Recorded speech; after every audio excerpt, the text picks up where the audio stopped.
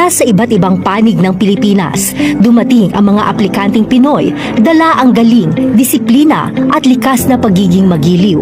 Sa kauna-unahang government-to-government o G2G hiring event para sa Croatia, ipinamalas muli ng mga Pilipino ang kanilang world-class na talento.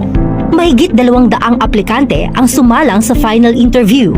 Ang event na ito ay bunga ng partnership sa pagitan ng Republic of Croatia at ng Department of Migrant Workers na layuning tiyakin ang ligtas at makataong proseso ng labor migration. And the government side is here to support, to facilitate, to protect. And we know for sure that the quality of Philippine care, work, loyalty, industry, diba? Dedication, love for culture and music, and singing and dancing wherever you may be, and fast learning in terms of languages, and becoming good residents of a host nation such as Croatia. You all have those qualities. We are here because despite the geographical distance, we are a good match. Croatian people are very honest, very direct. What we don't like, we really don't like. What we like, we cherish with a lot of heart and passion.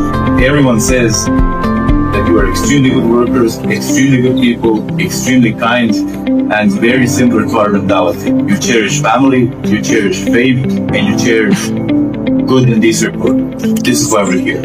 So we want this to be a channel for you, and we want you to feel safe and welcome in Croatia. We're providing a job, but also a home. Para sa unang batch, may mahigit 400 job openings, kabilang ang 70 cooks, 110 waiters at 255 room attendants.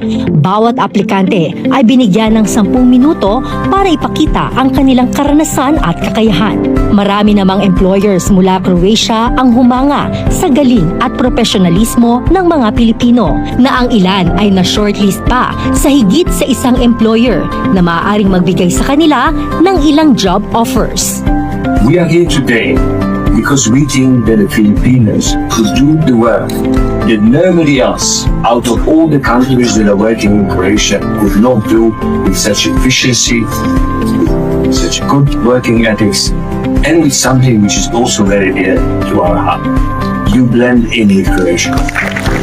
Ang mga mapipiling aplikante ay magkakaroon ng oportunidad na magtrabaho sa Croatia na may sweldong mula €976.99 hanggang €1,079